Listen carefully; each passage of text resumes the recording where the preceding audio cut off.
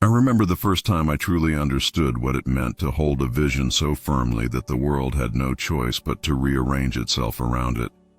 It wasn't in some quiet monastery or behind temple walls.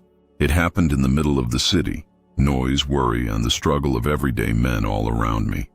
Yet in that chaos, I came to know the silent power that shapes all life. We call it imagination, but imagination, rightly understood, is creation itself. The law of attraction is no separate mystery. It is the motion of thought clothed in feeling. Whatever a man accepts as true about himself, he draws unto his experience. I did not learn this from books or from polite conversation in drawing rooms. My teacher was a man named Abdullah, and he had the kind of stillness about him that made every word seem alive.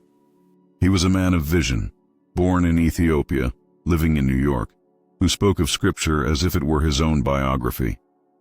To him, the Bible was not history. It was a manual of imagination. And he said to me one evening, "You are already where you wish to be, but you do not yet know it."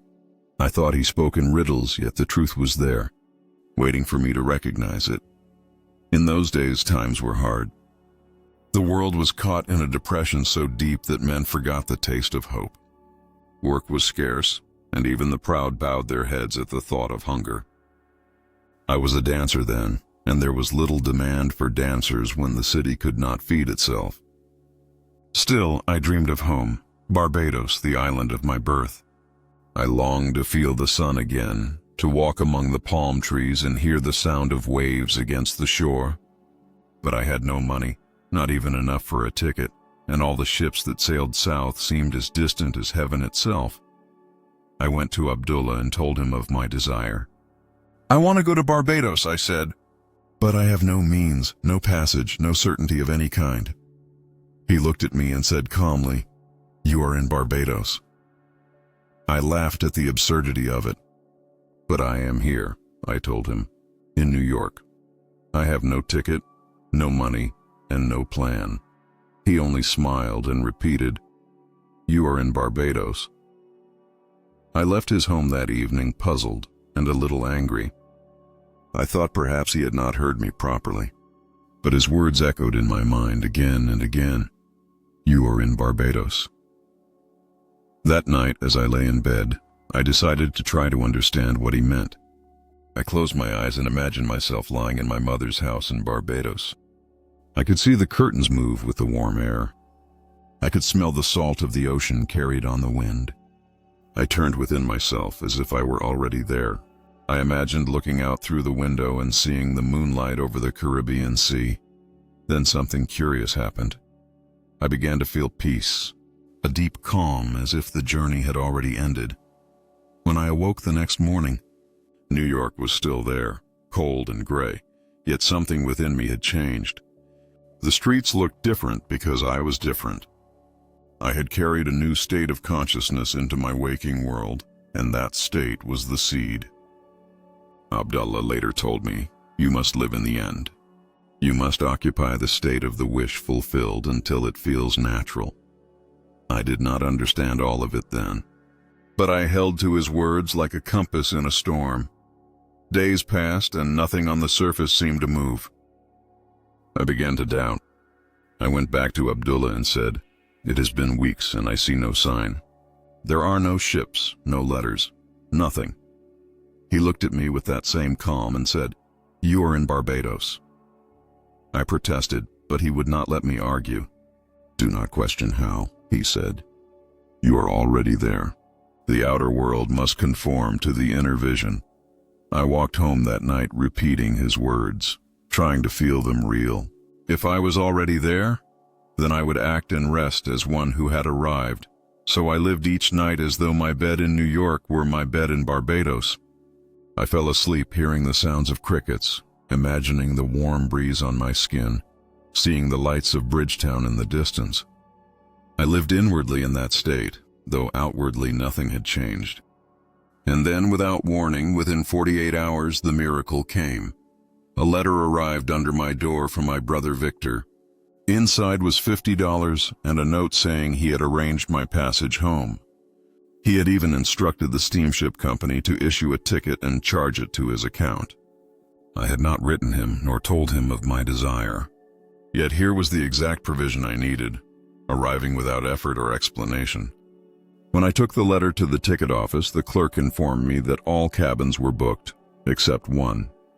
A last-minute cancellation had opened a first-class berth. The ticket was mine. I ran to tell Abdullah the good news. "I am going to Barbados," I said. "But the ticket says I must sail in steerage until we reach St. Thomas. Then I move to first class." He looked at me and replied, "Who told you that you went to Barbados in steerage?" "You went first class." I wanted to laugh, for the man seemed beyond reason. Yet when the ship sailed, the purser called me aside. "Mr. Goddard," he said, "we've had another cancellation. You will be traveling first class for the entire journey." At that moment, I understood what Abdullah had been teaching me. The world mirrors belief, not effort. The outer event is but a shadow cast by the inner assumption. The law of attraction is not about begging or striving. It is about being. When you assume a state with conviction, the universe arranges itself to reflect that assumption. The power that moves the stars is the same power that moves within us. It does not answer to pleading or complaint. It answers to feeling. Feeling is the secret doorway between thought and manifestation. Whatever you feel as true becomes your world. You can no more avoid it than you can avoid your own reflection in a mirror. That is why Abdullah told me I was already there. He wanted me to assume the feeling of my wish fulfilled so completely that doubt would find no place to rest. In those early years, I came to see how the mind, like fertile soil, brings forth every seed planted in imagination. Some of us plant fear, others faith. Some plant limitation, others possibility. But the soil does not discriminate. It gives back in kind to whatever we sow within it. If we fill our inner world with images of lack and worry, life reflects lack and worry. If we fill it with gratitude, confidence, and joy, those qualities appear as outer circumstances.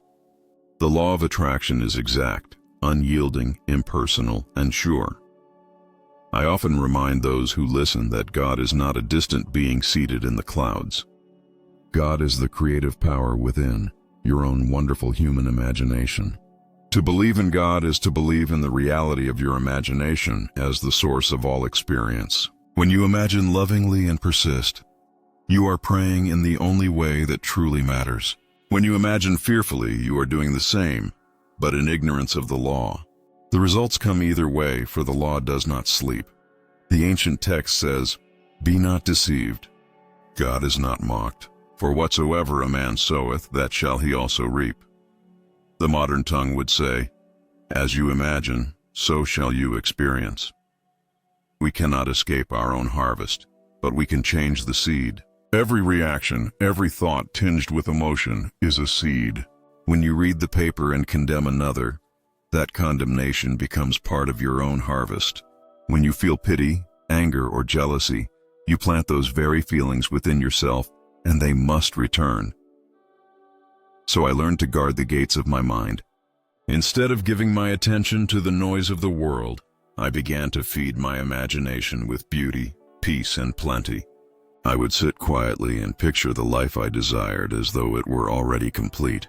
I saw myself surrounded by friends, by abundance, by all the good things of life. I felt gratitude, not for what was coming, but for what already was in the unseen. And soon the unseen became seen. The law of attraction is not a new discovery. It is as old as creation itself. Every sage who ever awakened to his divine nature has spoken of it in his own way. Some called it faith, others the word, others the secret of the heart. Yet it is one and the same. Thought, joined with feeling, becomes fact. The imagination, when disciplined and directed, is the key to the kingdom. Abdullah would often say to me, "Do not concern yourself with how it will happen. The how belongs to the unseen. Your only task is to assume the feeling of the wish fulfilled." And he was right. The outer events that bring a desire to pass are too intricate for the conscious mind to orchestrate. The human reason cannot trace the threads by which the unseen weaves the visible. But the law moves unfailingly when we hold the end in faith. When I first practiced this, my mind was restless. I would imagine one thing one night, another the next, and nothing seemed to bear fruit. Then I learned that consistency is the mark of creation. You cannot plant one seed today and another tomorrow and expect either to grow. You must water one image with steady feeling until it takes root. And so I began to live inwardly with the assumption of what I desired. If I wanted freedom, I imagined myself free. If I wanted success, I imagined the joy of accomplishment. I did not merely see it, I felt it. I let that feeling saturate every moment until it became natural. That is the secret of faith. To make the unseen as real inwardly as it will be outwardly. When you live in the feeling of your wish fulfilled, the law of attraction moves silently to draw to you all that aligns with that feeling. People call it coincidence, luck, destiny. But it is none of these. It is law, exact and merciful. When I began to live by this law consciously, I noticed that the smallest change in my inner conversation brought new circumstances to life. Most men believe their thoughts are idle, that imagination is nothing more than daydream. But I came to know that every mental image, once accepted with feeling, becomes substance. You are creating every hour of the day whether you realize it or not. The law of attraction is not something you turn on or off. It is always working. The question is not whether it works, but whether you work with it wisely. In those early years, I found myself still tempted to look outward for proof. I wanted signs, letters, people to tell me that my imagination was heard. But the moment you look for confirmation, you confess that you doubt.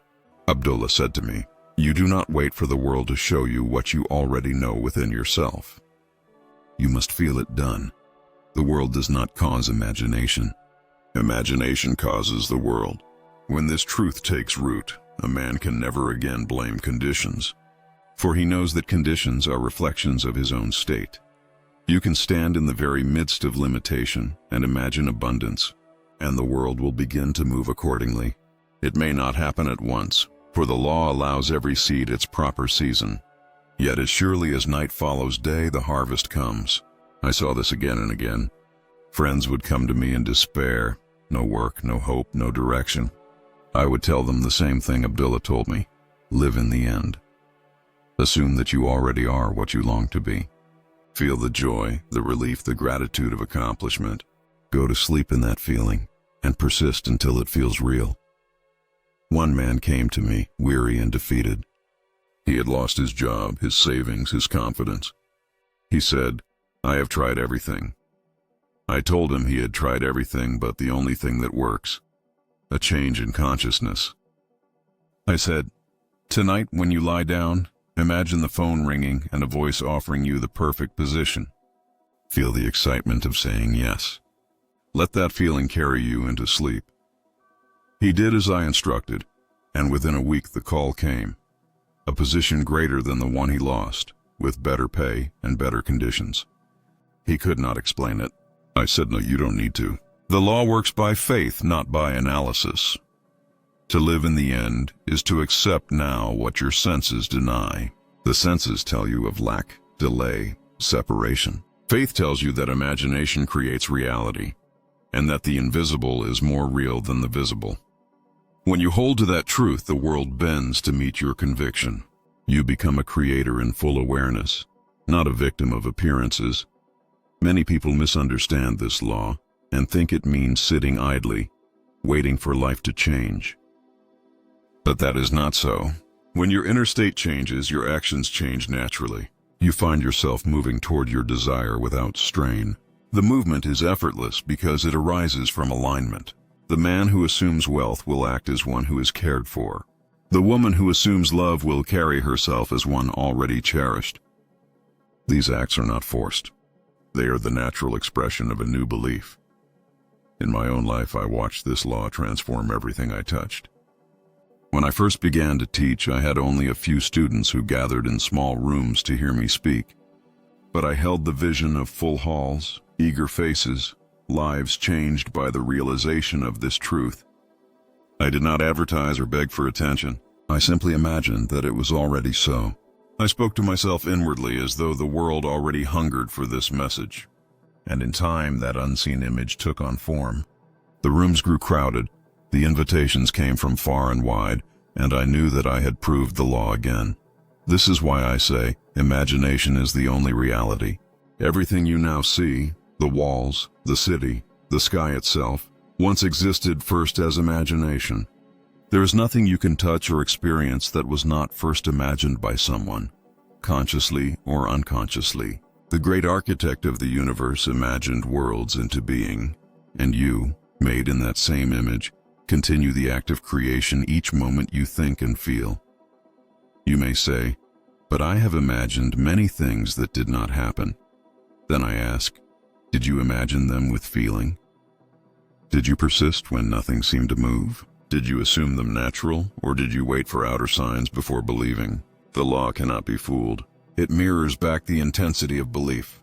One half-hearted wish cannot overcome years of doubt. But the moment you occupy a state with faith and consistency, the universe responds. It is not the length of time that matters, but the quality of the assumption. A man can hold a thought for 1 minute with complete conviction and move mountains, while another may repeat affirmations for years without result because he never feels them real. The key is feeling, the bridge between the seen and the unseen. When you imagine, ask yourself, how would I feel if it were already done? Then live in that feeling. Do not be concerned with facts. Facts change. The law does not. A fact today was once an imagination yesterday. The man in poverty imagines wealth and lives inwardly in that state. Soon the outer world reshapes itself. The sick imagine health and persist in that image. The body responds. The lonely imagine companionship and feel love within. Relationships appear. You cannot change the world by fighting it. You can only change it by changing yourself. Abdullah often told me, you must not concern yourself with the outer man. Forget appearances. Walk in the spirit of your desire. At first I thought this meant ignoring reality, but I came to see that it meant recognizing a deeper reality. When you walk in the spirit of your desire, you give power to the unseen. You acknowledge that imagination is the cause and form is the effect. That shift of awareness is the essence of the law of attraction. Let me tell you something that may shock you. The outer world has no life independent of your perception. Everything that happens to you is drawn by the vibration of your inner state. Even accidents and delays are the shadows of unseen beliefs. This is not to condemn, but to awaken responsibility. When you realize that nothing comes to you uninvited, you begin to guard your mind like a sacred garden. You no longer allow fear to grow there, nor resentment, nor guilt. Instead, you plant thoughts of love, peace, and abundance, and you tend them daily. The law is just. It never punishes and never rewards. It simply reflects. If you see injustice, know that you can rise above it by changing your own conception. If you see hardship, know that you can transform it by assuming its opposite. You are never trapped by circumstances, only by belief. Change the belief, and the circumstance dissolves. When I returned from Barbados, I was not the same man who left. I had proved to myself that the world obeys the inner vision. That experience became the cornerstone of my teaching. From that day forward, I lived by one principle: assume the feeling of the wish fulfilled and live as though it were true. I do not say this lightly. The discipline required to hold a new state against the evidence of the senses is the hardest task for the mind. Yet it is the only path to freedom. You will be tempted to doubt, to reason, to complain. But each time you return to the end, to the state of completion, you strengthen your creative power. The world, like a mirror, cannot resist the image you consistently project. I have seen men lift themselves from poverty to plenty, from sickness to vitality, from obscurity to renown, by living in the end. They did not wait for permission. They assumed the identity of success before success arrived, and by that assumption, they drew all means necessary. The law of attraction is the law of being. Whatever you are conscious of being, that you become, there is no magic in it. It is law, plain and precise. Just as a seed of corn cannot grow into an apple tree, a consciousness of failure cannot produce victory. You must choose the seed, plant it in imagination, water it with feeling, and trust the process. The harvest cannot be prevented once the seed is accepted as real. So I say to you, If you wish to change your life, change your concept of yourself. Stop saying, "I will be," and start saying, "I am." The difference is vast. The man who says, "I will be rich," confesses that he is not yet rich, and thereby perpetuates that state. The man who says, "I am wealthy," and feels it true, even when the evidence denies it, has already set creation in motion. The universe responds not to words, but to conviction. When you wake in the morning, ask yourself, "Who am I today?" If you wish to live differently, you must answer differently. You must claim the identity of your desire before the world confirms it. When you hold that identity steadfastly, everything you meet will serve to express it. Even the seeming obstacles will turn to bridges, for the law never fails. As I continued to live by this law, I discovered that persistence is the golden thread that binds imagination to reality. Most people fail, not because they lack desire, but because they fail to hold their vision steady when the world contradicts it. They allow appearances to dictate their faith. Yet the wise know that appearances are nothing more than the past made visible, while imagination is the seed of the future. You cannot look at the field that lies barren today and doubt the seed you planted yesterday. You must wait for it to rise. The law of attraction does not respond to fleeting wishes. It answers to sustained conviction. To hold the image of your desire as natural, even when the senses scream otherwise, is the mark of mastery. You must learn to dwell in the unseen with the same familiarity that you dwell in your home. Every time you imagine, you are visiting the workshop of creation. Each scene you rehearse inwardly shapes the outer play of your life. There were days when I would waver. The pressure of circumstance would tempt me to abandon my assumption. I would see the bills, the letters, the delays, and I would start to reason against the law. But then I would hear Abdullah's voice, "Live as though it were done." So I would close my eyes, take a deep breath, and step back into the end, the place where the desire was already fulfilled. The world did not change in that moment, but I did. And because I changed, the world had to follow. The key is to make your inner world more real than the outer. The senses are wonderful servants but poor masters. They show only what has already been accepted. To lead a new life, you must stop reacting to the present and start creating the future. When I speak of creation, I do not mean effort or strain. Creation is the effortless birth of form from imagination. You do not struggle to make a seed grow, you only keep it watered and alive. You must also understand that imagination does not stop with thought alone. Thought must be fused with emotion to have life. A cold image will never move the world.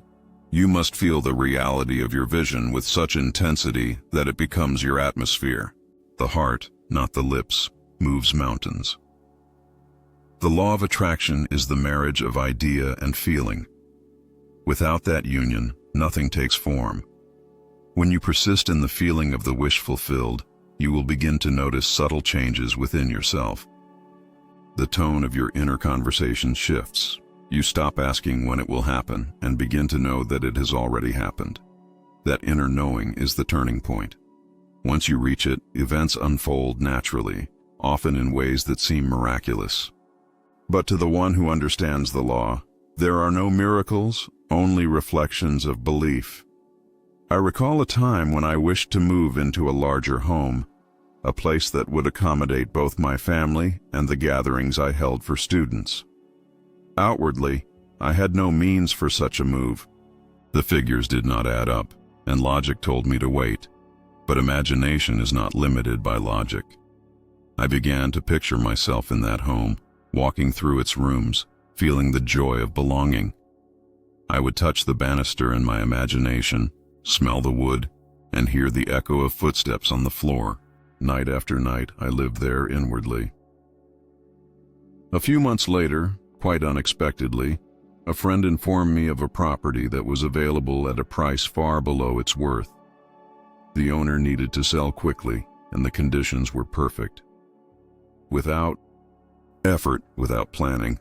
The vision I had held materialized in full detail. I realized then that the outer chain of events was simply the law arranging itself around my assumption. This experience deepened my faith, for I saw once more that the unseen is the cause of the seen. But even as the law works unfailingly, many falter when faced with delay. Delay is not denial. Every seed needs time to gestate. A farmer who digs up his seed each morning to check its progress will never harvest. In the same way, if you constantly question whether your desire will come to pass, you disturb the creative process. The moment you plant your idea with feeling, you must let it rest in the soil of faith. Go about your day knowing it is already done. You must also watch your inner speech, for it is the silent builder of your world. Every word you speak to yourself is a decree. The law of attraction listens to your inner conversations more closely than to your outer actions. You may act kindly but think bitterly, and your world will mirror the thought, not the gesture. Begin then to speak inwardly, as one who has already received. Say to yourself, I am thankful, I am secure, I am loved, until these phrases become your natural state. The repetition of truth ingrains the feeling, and the feeling molds the fact. When you face obstacles, remember that they are not punishments, they are tests of faith. The law cannot be broken, but your understanding of it can waver. The moment you doubt, you replant the old seed. Do not fight the doubt. Return gently to the end and feel the joy of the wish fulfilled. Do not let circumstances intimidate you. The world must bend to your inner conviction. There were times in my own life when everything seemed to contradict my vision. I remember once desiring to lecture in a grand hall, yet finding no means to secure it. Every door appeared closed, but I refused to accept that image of limitation. I walked the streets of New York imagining that I had just delivered the talk, hearing the applause, feeling the satisfaction of success. Within weeks, the opportunity arrived, an invitation to speak in precisely the kind of hall I had pictured. When I stood on that stage, I felt no surprise, for I had already stood there in imagination countless times before.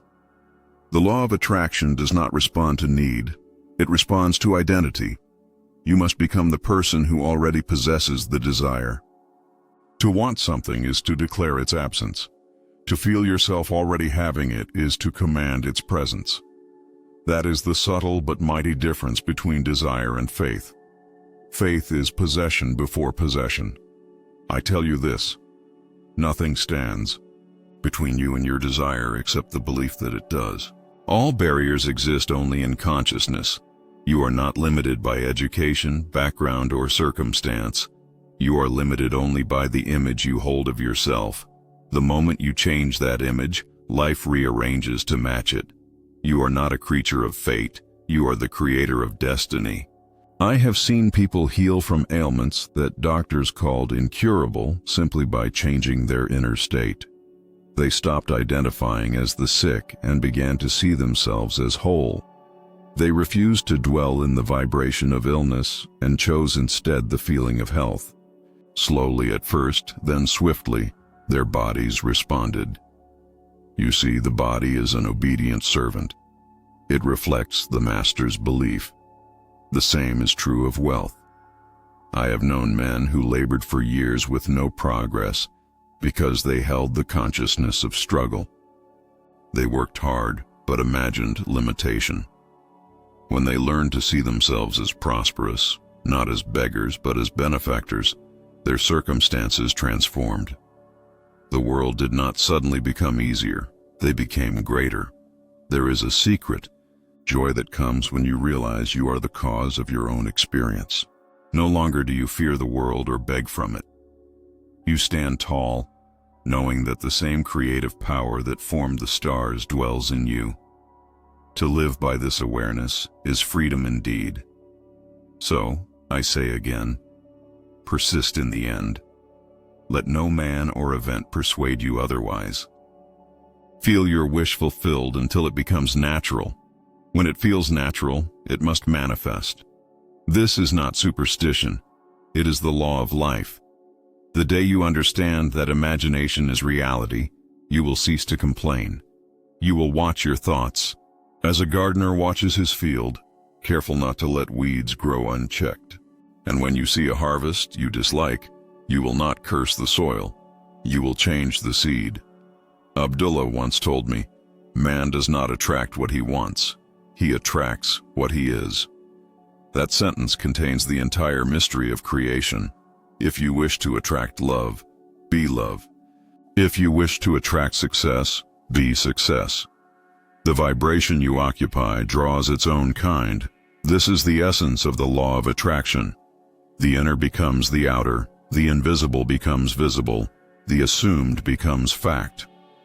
The world is but a mirror. Do not fight the reflection. Change the face that it reflects. The power is within, and it has never failed anyone who used it faithfully.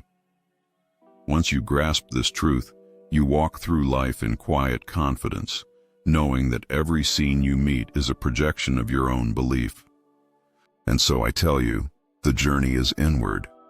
The secret chamber of imagination holds all treasures. Learn to dwell there, and the outer world will arrange itself in perfect harmony. The law is simple.